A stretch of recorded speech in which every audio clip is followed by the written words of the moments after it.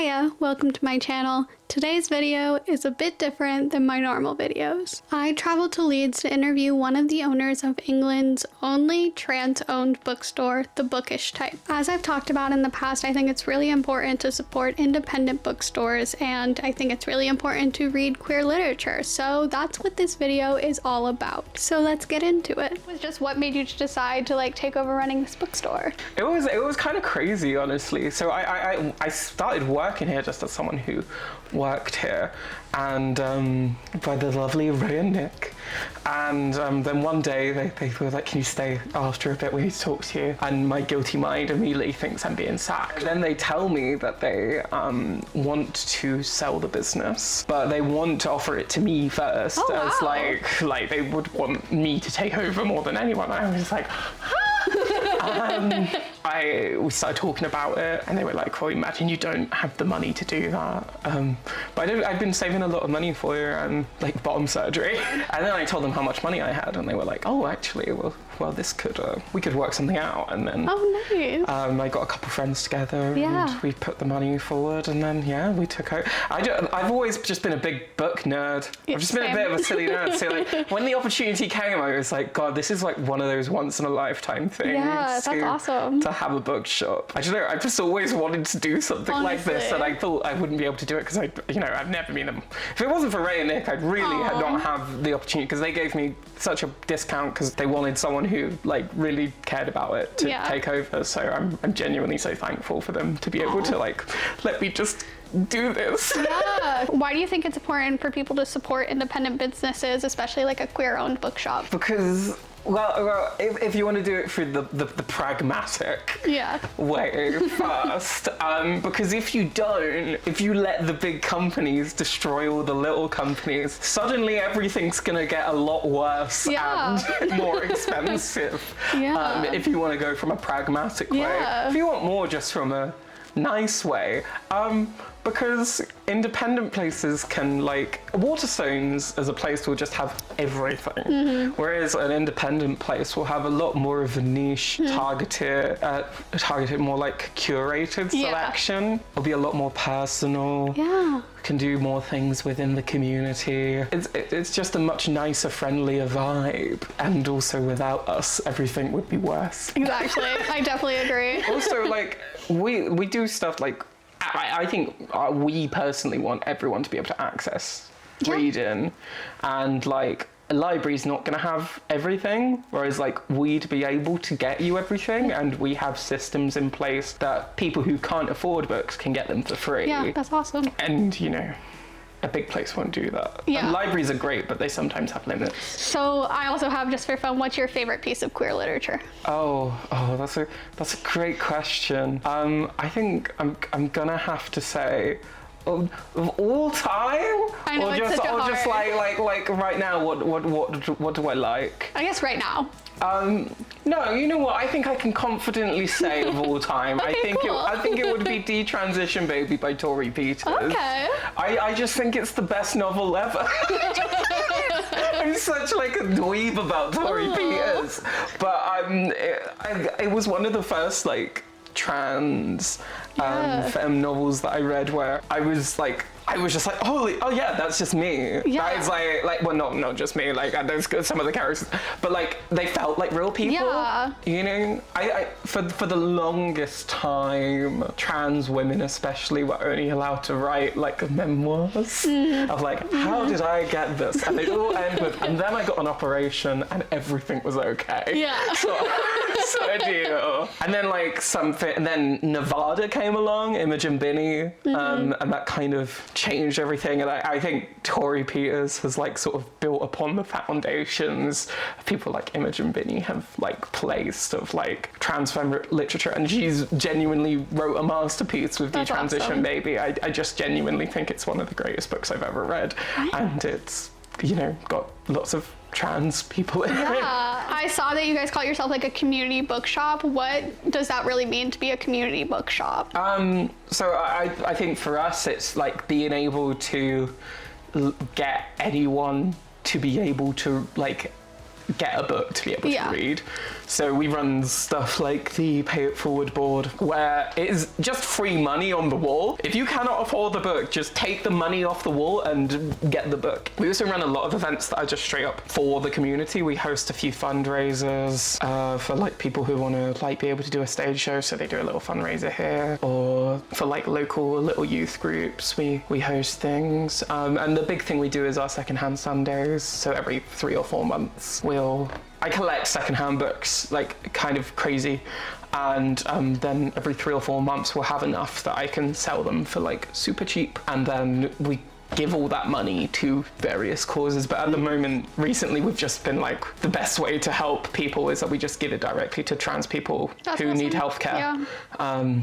Which we feel like is the best thing to do at the moment. Yeah, for sure. Next one is 29th of March, 2026. Hopefully this video is out before then. It will be. Yeah. I was gonna ask too, like, if you wanted to plug upcoming events. Is there? That's the main one I want to plug. Secondhand Sunday, 29th of March, 2026. Perfect. That's the one that's going to be most important. Come down. You'll be able to get like ridiculously cheap books. Okay. A lot of reasonably new things as well. Oh, nice. And it won't be your usual secondhand thing where it's just a million bloody Dan Browns and. Oh yeah. Like, there's actual really good queer literature for very, very cheap, and you'll be funding various operations. That's really good to know, Yeah. And then I also had, which we kind of touched on a bit, like the importance of reading queer literature and like seeing that representation, if you wanted to touch on that. Well, I think I can only speak of it from like a queer person's point of view. Yeah. Like, I'm a trans woman, so like, I remember when I was younger and there was like fuck all representation. I think the first trans woman that I saw, and I was like, it was explained to me like, this is a trans person in media, was in something stupid like a reality TV show. Like I think it might have been, when was Isis King on America's Next Top Model? Maybe 2009, 2010. Yeah, that was I think she was like the first person I was like, oh, this is what like a trans person is in media. And then like I'd see it in like the kids' newspapers we'd get given at school, and like read about like someone who's had a sex change, and you're like, oh, okay. But there was nothing to do with like in fiction. There was nothing. No. And you know what, that's what I wanted to read as a kid. I wanted to read fiction, so I'd end up reading all these straight things, and you know, I couldn't really, I'd relate to the characters in some ways, but in other ways I'd feel this massive gap. And then it wasn't until I started being a teenager and I started going on like really like fan fiction, like places, and I'd actually see representation of trans women.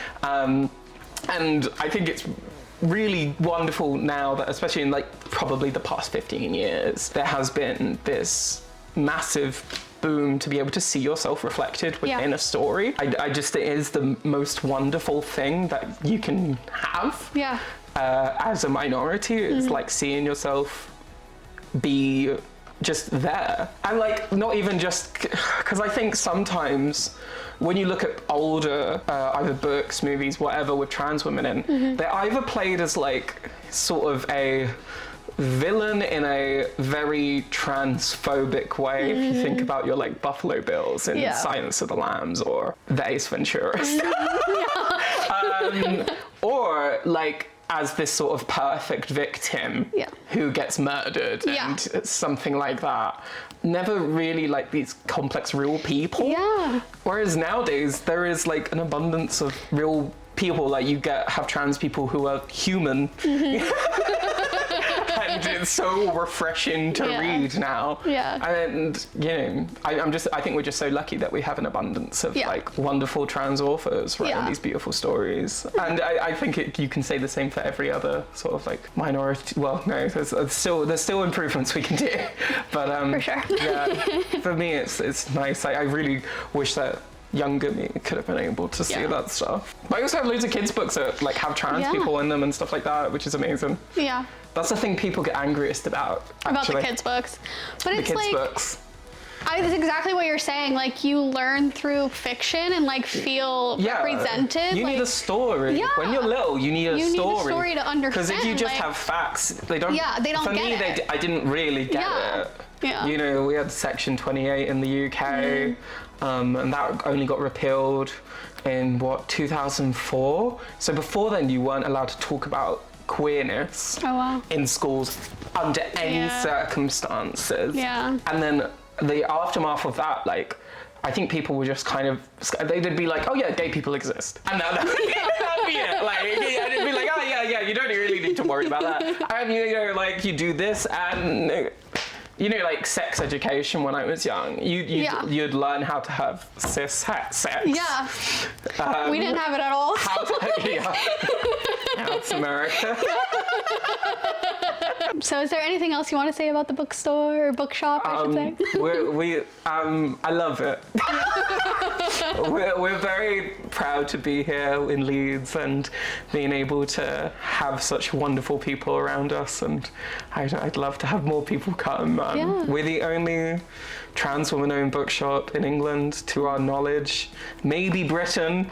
Wow. But not the UK, because there's Paperclips books in Belfast, and they're lovely. But definitely England, to our knowledge. Maybe Britain. So yeah, come. What, like 2 years ago or a year ago, people were like, protect the dolls. Yeah. Do it. Give me money. Pay my rent. Real. No. Put your money where your mouth is. Put your money where your mouth is. We have a lovely online store as well. And every time you come, you get one of our beautiful bookmarks. Love that. From lovely people like myself. I love that. So that's it for this video. Thank you so much for watching. If you like this, like and subscribe, and let me know if you want me to do a series going to independently owned bookshops in the UK. I would definitely love to keep making videos like this, and I have plans to already, so I really hope you enjoyed it. Again, like and subscribe, and I'll see you in a week. Bye!